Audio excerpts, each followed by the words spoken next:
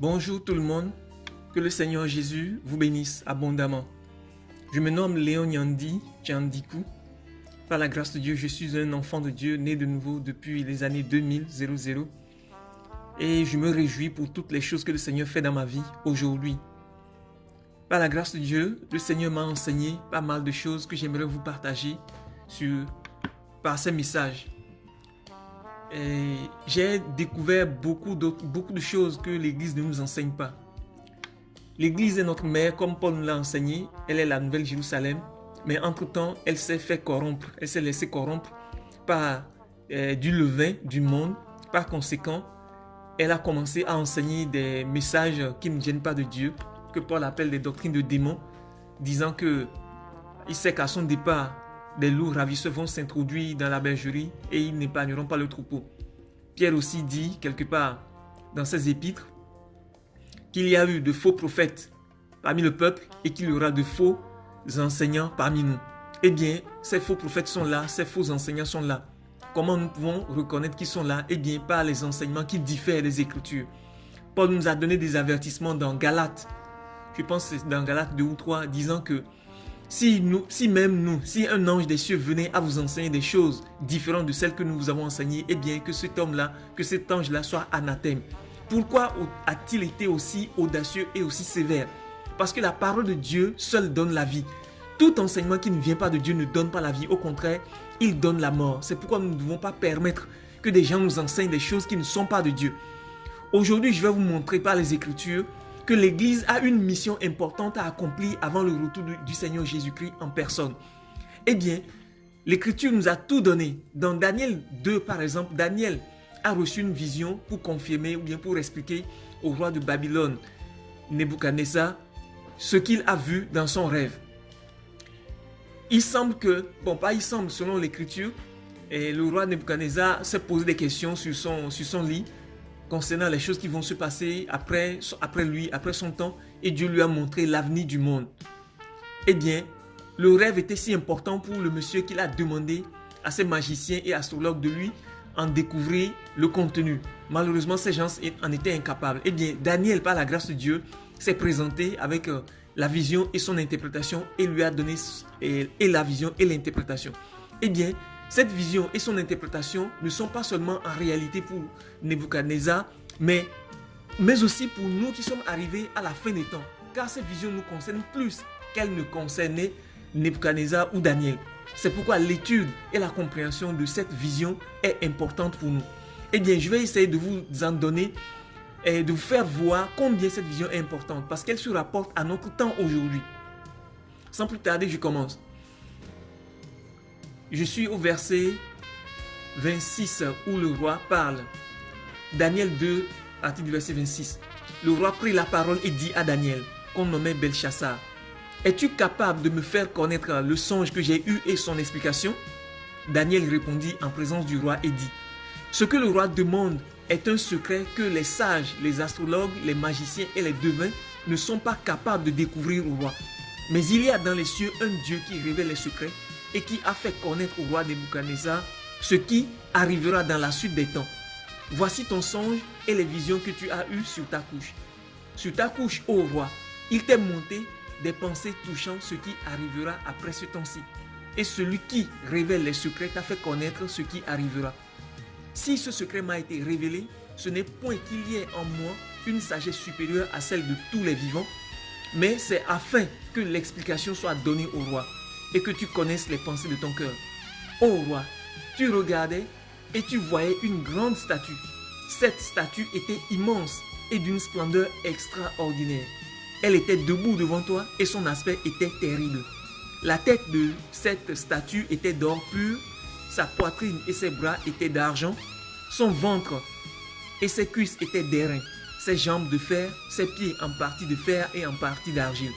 Tu regardais lorsqu'une pierre se détacha sans le secours d'aucune main, frappa les pieds de fer et d'argile de la statue et les mit en pièces. Alors le fer, l'argile, l'airain, l'argent et l'or furent brisés ensemble et devinrent comme la balle qui s'échappe d'une aire en été. Le vent les emporta et nulle trace n'en fut retrouvée. Mais la pierre qui avait frappé la statue devint une grande montagne et remplit toute la terre. Voilà le songe, nous en donnerons l'explication devant le roi. Ô roi, tu es le roi des rois, car le Dieu des cieux t'a donné l'empire, la puissance, la force et la gloire. Il a remis entre tes mains, en quelques lieux qu'ils habitent, les enfants des hommes, les bêtes, des champs et les oiseaux du ciel, et il t'a fait dominer sur eux tous. C'est toi qui es la tête d'or.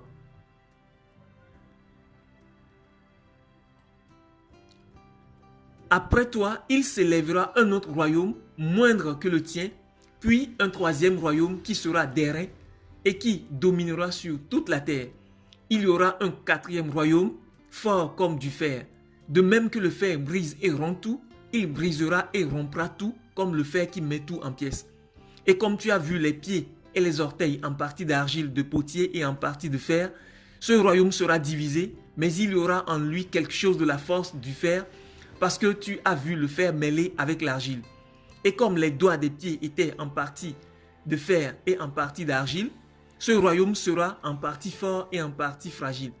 Tu as vu le fer mêlé avec l'argile, parce qu'ils se mêleront par des alliances humaines, mais ils ne seront point unis l'un à l'autre. De même que le fer ne s'allie point avec l'argile. Dans le temps de ces rois, le Dieu des cieux suscitera un royaume qui ne sera jamais détruit et qui ne passera point sous la domination de notre peuple. Il brisera et anéantira tous ces royaumes-là et lui-même subsistera éternellement. C'est ce qu'indique la pierre que tu as vue se détacher de la montagne sans le secours d'aucune main et qui a brisé le fer, l'airain, l'argile, l'argent et l'or. Le grand Dieu a fait connaître au roi ce qui doit arriver après cela. Le songe est véritable et son explication est certaine. Voici la partie la plus importante qui nous concerne dans toute cette vision. Comme je le disais, Nebuchadnezzar s'est posé des questions sur ce qui arrivera après lui, après son époque, et Dieu lui a donné l'histoire future du monde. Eh bien, il a voulu se rappeler le songe et en avoir l'explication. Par la grâce de Dieu, Daniel en eut l'explication et lui en fit un rapport complet. Eh bien, nous profitons de cette explication parce que cette vision nous concerne plus qu'elle ne concernait Nebuchadnezzar ou Daniel. On lui a dit que la statue, il y avait la tête, les bras et la poitrine, le ventre et les cuisses, enfin les jambes et les pieds. On lui a fait, et si nous pouvons comprendre, vous allez voir que la tête était d'or. C'est que il y a eu une succession de 4 empires. D'abord l'empire babylonien, ensuite l'empire médo-perse, ensuite l'empire grec et enfin l'empire romain. Mais vous pouvez remarquer que l'empire babylonien était dominé par la nation de Babylone. L'empire médo-perse pareil. Tout l'empire était dominé par les Mèdes et les Perses. Ensuite l'empire grec qui était dominé par les Grecs. Les Grecs avaient conquis toutes les nations. Et l'empire romain qui était dominé par Rome. Mais au niveau des pieds et des orteils, le roi a vu que les pieds et les orteils étaient faits en partie de fer et en partie d'argile. Eh bien, cela signifie que ce royaume-là, ou bien cet empire sera divisé. Eh bien, nous sommes actuellement dans cet empire parce que l'empire romain est déjà passé et après l'empire romain, il n'y a plus eu un empire ou une nation qui ait dominé toutes les autres nations. Aujourd'hui, nous sommes dans un monde qui est divisé en 2 pôles. D'un côté, les États-Unis, de l'autre, la Russie.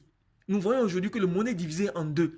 Et comme on le dit, les pieds et les orteils sont en partie de fer et en partie d'argile. Et on lui a fait comprendre que, au verset 42, et comme les doigts des pieds étaient en partie de fer et en partie d'argile, ce royaume sera en partie fort et en partie fragile. Tu as vu le fer mêlé avec l'argile parce qu'ils ne se mêleront pas des alliances humaines, mais ils ne seront point unis l'un à l'autre, de même que le fer et l'argile ne s'allient point. Le monde est aujourd'hui dominé par les États-Unis et la Russie. Les États-Unis et la Russie ne s'entendront jamais, quel que soit le cas, même après 1000 ans, ils ne s'entendront jamais. Ils se mêleront pas des alliances humaines dans l'ONU ou je ne sais quelle autre alliance, mais ils ne seront jamais unis l'un à l'autre. Ils seront toujours diamétralement opposés par rapport à leur pensée, à leur culture, à leur manière de penser. Ils ne seront jamais unis. Donc, nous sommes aujourd'hui à la fin des temps parce que c'est en ce temps-là, comme le dit Daniel, au verset 44 que dans le temps de ces rois, c'est-à-dire dans le temps des États-Unis, à l'époque des États-Unis et de la Russie, le Dieu des cieux suscitera un royaume qui ne sera jamais détruit et qui ne passera point sous la domination d'un autre peuple. Ce royaume brisera et anéantira tous ces royaumes-là, c'est-à-dire les États-Unis et la Russie. Et ce royaume, le royaume que Dieu suscitera, lui-même subsistera éternellement. C'est ce qu'indique la pierre que tu as vu se détacher de la montagne sans le secours d'aucune main et qui a brisé le fer, l'airain, l'argile, l'argent et l'or. Donc, quel est ce royaume que Dieu va susciter au temps des États-Unis et la Russie et qui va détruire le royaume américain et le royaume russe? Eh bien, nous allons voir ce royaume-là dans Apocalypse 1 au verset 5, je crois. Apocalypse 1, je vais lire à partir du verset 4. Car le temps est proche. Jean aux 7 églises qui sont en Asie, que la grâce et la paix vous soient données de la part de celui qui est et qui était et qui vient, et de la part des 7 esprits qui sont devant son trône, et de la part de Jésus-Christ, le témoin fidèle, le premier-né des morts, et le prince des rois de la terre. Verset 6, et faites attention. À celui qui nous aime, qui nous a délivrés de nos péchés par son sang, et qui a fait de nous un royaume. Jésus-Christ a fait de nous un royaume. Quel royaume? Le royaume de Dieu. Quand on parle du royaume de Dieu, le royaume de Dieu est toujours composé d'un peuple, ou plutôt un royaume est toujours composé d'un peuple, à la tête duquel trône un roi. Dieu a fait de nous, le peuple de Dieu, les enfants de Dieu, les chrétiens, un royaume. Et à notre tête se trouve Jésus-Christ qui est notre roi. Ainsi, Dieu a fait de nous un royaume. Et c'est nous qui sommes le royaume, la pierre qui s'est détachée de la montagne sans le secours d'aucune main et qui va briser le fer, l'argile, l'airain, l'or et l'argent. Nous sommes ce royaume-là que Dieu va susciter, que Dieu va établir à l'époque des États-Unis et de la Russie qui dominent le monde aujourd'hui. Parce qu'au commencement, l'empire babylonien a été dominé par une seule nation, Babylone. L'empire médo-perse a été dominé par une seule nation, les Mèdes et les Perses. L'empire grec a été dominé par les Grecs. L'empire romain a été dominé par les Romains. Mais aujourd'hui, l'empire dans lequel nous sommes n'est dominé ni par les États-Unis, ni par la Russie, ni par la Chine. Mais il est divisé, tiraillé, divisé par les États-Unis et la Russie. Et on a fait comprendre à Daniel qu'au temps de ces rois qui sont représentés par le fer, l'airain et l'argile, au temps de ces rois-là, le Dieu des cieux suscitera un royaume qui ne sera jamais détruit et qui ne passera pas sous la domination d'un autre peuple. Nous sommes ce royaume que Dieu va susciter. C'est maintenant que le royaume de Dieu va se manifester. Parce que Jésus nous a donné des signes disant que quand vous verrez et quand vous entendrez parler de guerre, de bruit de guerre, de famine, de ceci, de cela, sachez que le royaume de Dieu est proche. Et il nous a enseigné dans Matthieu 6 à prier et à demander à Dieu que son royaume vienne. Nous devons prier et demander à Dieu que son royaume vienne. Eh bien, le royaume de Dieu vient. Le royaume de Dieu vient. Et quand le royaume de Dieu viendra, il mènera une guerre contre tous les royaumes des hommes qui ne se soumettent pas à Dieu. Il les détruira et il s'établira lui-même à leur place. Parce que Dieu ne cherche pas un royaume d'hommes, humains, charnels. Il cherche un royaume d'hommes spirituels. Tous les royaumes des hommes sont des royaumes charnels, alors que Dieu est esprit, il veut être adoré en esprit et en vérité, par des gens qui sont spirituels. C'est pourquoi il établira un royaume d'hommes spirituels. Jésus est à la tête de ce royaume-là. Donc mes amis, je vais vous conseiller de ne pas penser à l'enlèvement aujourd'hui, parce que l'enlèvement viendra après l'avènement du royaume de Dieu. Parce que l'Église, le peuple de Dieu, a une mission à accomplir sur la terre, celle de s'établir en détruisant tous les royaumes des hommes charnels qui s'opposent à Dieu, qui se rebellent contre Dieu. Le royaume de l'Antéchrist et de la bête qui s'opposent à Dieu. Le peuple de Dieu doit détruire tous ces royaumes-là avant que quoi que ce soit d'autre ne vienne sur terre. S'il vous plaît, frères, arrêtons un peu de penser à l'enlèvement qui nous fait oublier le plan principal pour lequel Jésus-Christ est venu pour nous sauver. Jésus-Christ n'est pas venu pour nous sauver et nous emmener au ciel, mais il est venu nous sauver pour nous rétablir sur la terre. Car le plan de Dieu pour l'homme, c'est de l'établir sur la terre comme le roi de toute la terre. Adam était le roi de toute la terre. Il était le roi des oiseaux du ciel, des poissons de la mer et des bêtes des champs. Il était le roi de toute la terre. Pour avoir trahi Dieu, Dieu a de nouveau établi un roi sur toute la terre et son nom est Jésus-Christ. Mais comme un royaume n'est pas seulement peuplé du roi, mais du roi et de son peuple. Eh bien, nous sommes le royaume de Dieu et Jésus est notre roi. Et Dieu veut nous établir.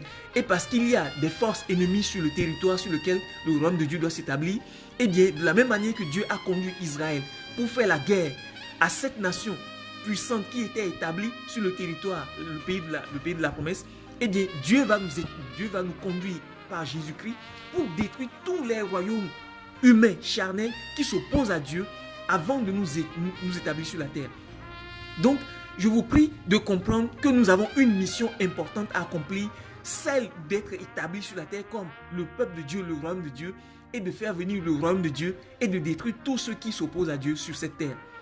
J'ai beaucoup d'autres choses à partager avec vous, ce que je ferai dans la suite, dans la suite des temps, à travers d'autres messages. Mais d'ici là, je vais m'arrêter ici afin de ne pas prolonger le message.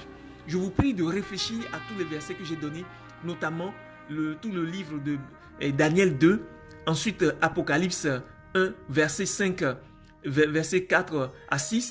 Réfléchissez-y et vous verrez que nous sommes le royaume de Dieu qui, au temps des rois du fer et de l'argile, sera établi par Dieu pour détruire tous les royaumes humains. Nous avons une mission, celle de détruire tous les royaumes humains, tous les royaumes charnels, tous les royaumes rebelles, tous les royaumes, principalement le royaume de l'Antéchrist. Parce que tous les royaumes charnels sont le royaume de l'Antéchrist. Nous avons pour mission de détruire tous ces royaumes-là avant de nous établir, avant que le Seigneur Jésus-Christ ne revienne. Avant que quoi que ce soit comme l'enlèvement ne se produise, nous devons accomplir cette mission si importante. Que Dieu vous bénisse et que sa grâce repose sur vous. Amen.